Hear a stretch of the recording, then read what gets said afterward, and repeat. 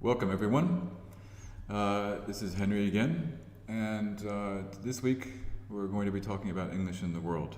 This is Module 4 of Foreign Language Teaching Methodology at Southeast European University's Master's Program in English Language Teaching. I want you first of all to think about yourselves and why do people learn additional languages?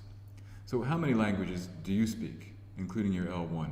Now, L1, I'm sure you know, it means your first language. And L2 is second, L3 is third, etc. But L1 is your first language. It's your native language. It's what you learned when you were a baby. Maybe you know 2L1. I don't know. Maybe you grew up in a bilingual household. But most people just have one. It's your native language. So how many do you speak in addition to that one? Now, what do you think are the benefits of being multilingual? Now, if you have more than an L1, if you have an L2, you are multilingual. You're also bilingual with two, but if you know more than one, you're multilingual. Are there benefits to it? Obviously, there are, so consider what those are. Now, the question is, what are some of the reasons that people learn additional languages? It could be by choice or by necessity. Obviously, if you choose to take a course in order to learn the language, because you want to be a richer person, because you want to read books in a foreign language, because you want to travel to a foreign country, that's a choice. For others, it's a necessity, because they're in the foreign country by necessity. They need to function. They need to use a language. It doesn't have to be in a foreign country. It needs to be in some context where they must learn the language. It's not something they choose to do necessarily. It's something they have to do. Obviously, religious reasons are languages, for example, Hebrew and also English, are languages that are connected to religious groups, and other people from different language groups who want to have access to that religious material need to learn English to read it in the original. Official purposes, obviously you need to learn language for different reasons. Many people live in countries, the Balkans has many examples, in countries where there is more than one official language in that country, or people belong to a language group in the country, a minority language group, and there is a majority language. They grew up speaking the minority language, and they need to learn the language of the majority for just for life, to deal with bureaucracy, for example, to attend university, to read the newspaper. Now, international languages. English is an international language. It's the world's lingua franca. Now, lingua franca is a term you're most likely familiar with. It's Latin for French language. French language was an international language. It's still an international language, but as a lingua franca, as the recognized main international language in the world, it's been replaced by English. But we continue to call English the lingua franca, and I suppose maybe in the future it'll be some other language, Spanish, Chinese perhaps, and we'll call that probably the lingua franca, and English will be relegated to history as a previous international language. Think about the historical context of international languages. Obviously, empire building is very important.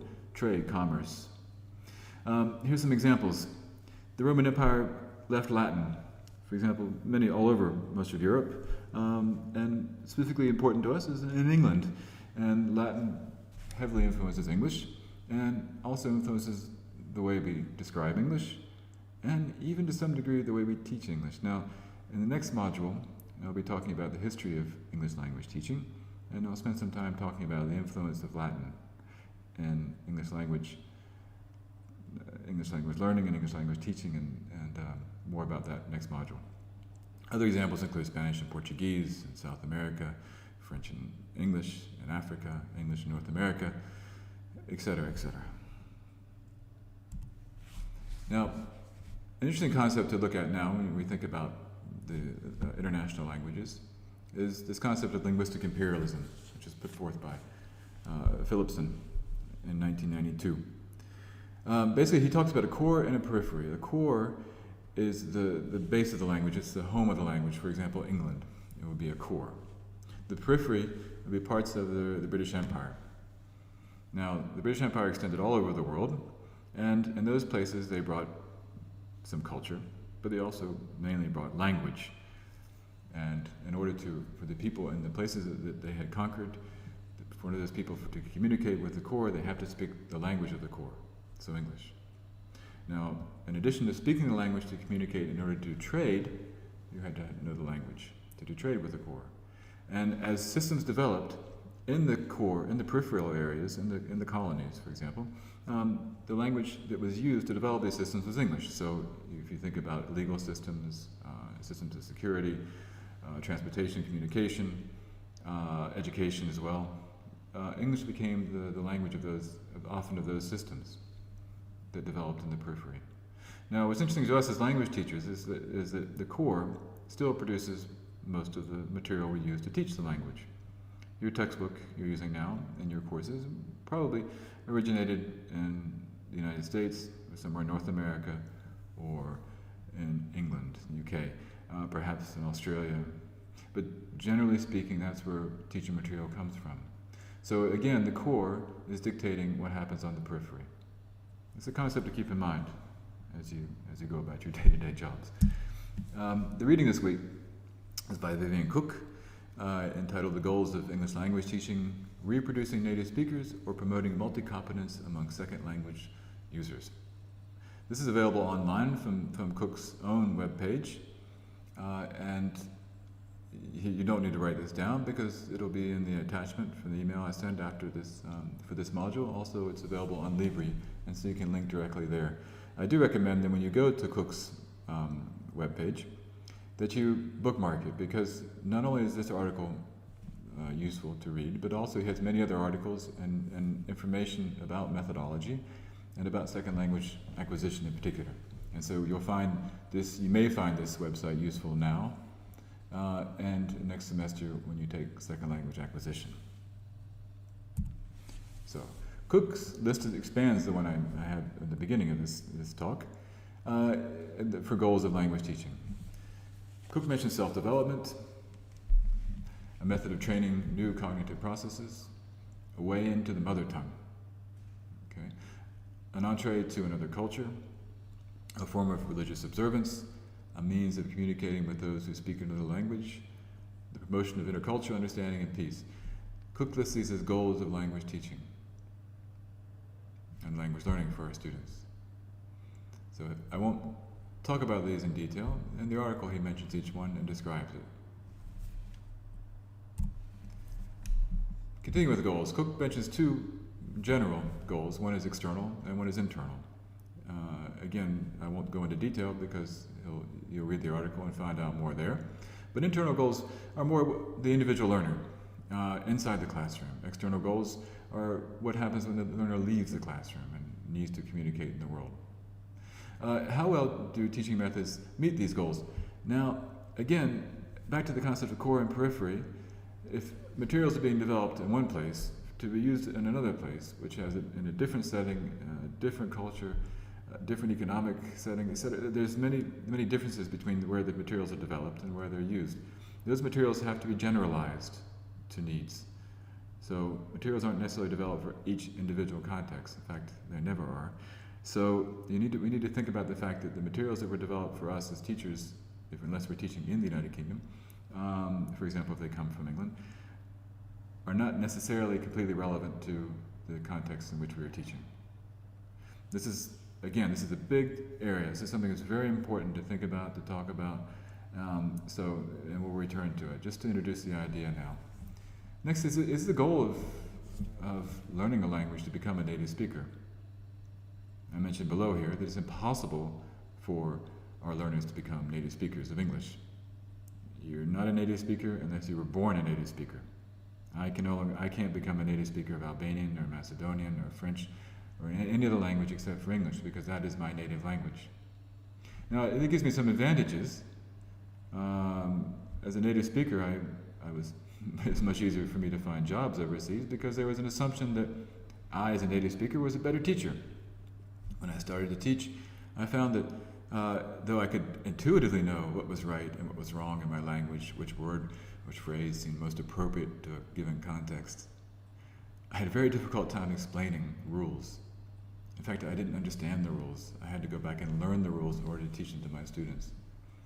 And this is because I never had the experience of learning English as a student. We studied it in school, but I already spoke it when I started to study it. So basically, I never needed to study in order to learn. I know it naturally. So not having had the experience that the students are having makes it difficult in some aspects to relate to that experience. And not having had the experience of having to learn English through learning rules, through memorizing grammar words, vocabulary words, etc., makes it difficult for me to understand exactly what they're going through. Now, it doesn't mean native speakers are bad teachers or that non-native speakers are better teachers, but it certainly means that native speakers are not necessarily better teachers. I think we can all agree. But this was a concept, and still, many people still think so, that they're better teachers. And I think this has basically been called into question enough that we know now that they're not necessarily better teachers. The concept of the L2 user is put forth by Cook, and he focuses on the fact that it's not what you don't know, it's what you know. It's not a deficit by not having native-like proficiency. It's the difference between you and a native speaker. And the difference is important because the difference is that the language learner who's learning a second language automatically knows one language, maybe two, but their minds are different. There's more going on than a monolingual native speaker, for example. And related to this is the concept of interlanguage. Cook mentions this, but he doesn't define it, so I've decided to define it here. It's because it's an important concept for us to keep in mind during this semester and next semester again during second language acquisition in particular. So let me quickly read this. Interlanguage is a term used to describe the grammatical system that a learner creates in the course of learning another language. It is neither their first language system nor the target language, but occupies a transitional point between the two. This interlanguage is seen as an independent system in its own right, and not simply a degenerate form of the target language. As it happens, very few second language learners achieve native-like proficiency. This is an argument for recognizing legitimacy of interlanguage and for accepting that partial competence, rather than full competence, is a valid objective in second language learning. Now, I think this is fairly clear. I won't explain anymore, but I'd like you to take a look at this. Quote again. Spend some time with it, consider it, because the idea that what the learner, it's not what the learner has to learn, and so somehow they're lacking something, but the system that they're creating in their own minds as they learn, that this is a valid system in its own right. And as we as teachers need to consider that not every mistake the learner makes is related to something they don't know. It may be something that they're developing, and so we should approach it in a different way. This is a much larger concept than we have time for now, but please try to get a basic understanding of what interlanguage is, and we'll be coming back to it in later modules. Cook talks about the nature of the L2 user. He says that L2 users have different uses for a second language than for monolinguals. I think that's obvious. L2 users have different command of second and first languages. All right. L2 users have different minds from monolinguals.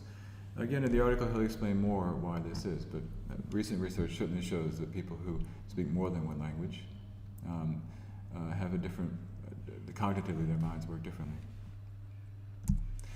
Now to summarize, again we need to return to the question we should ask ourselves all the time. What is the goal of language teaching? Why are we teaching? And what are our students trying to learn? And how are we meeting their goals? And what are our roles as teachers in helping our students meet their goals? What is the role and appropriateness of a teaching method? Okay. Cook mentions some different methods, and obviously this is methodology. We'll be looking at those methods he mentions and others in later modules and readings. But it's important to always keep in mind, is this the appropriate method to use in the context where I'm teaching? What are the best ways to help our students go from being L2 learners in the classroom to L2 users outside the classroom? And do we need to redefine what we do as teachers? Okay. Now, this is just an introduction. You can read the article now, think about things. I look forward to hearing your thoughts, reading your thoughts. And until the next module, I'll sign off. Remember that any additional material, homework assignments, further readings, etc., will be in an email attachment. So until the next module, take care everyone, and I'll be talking again soon. Bye now.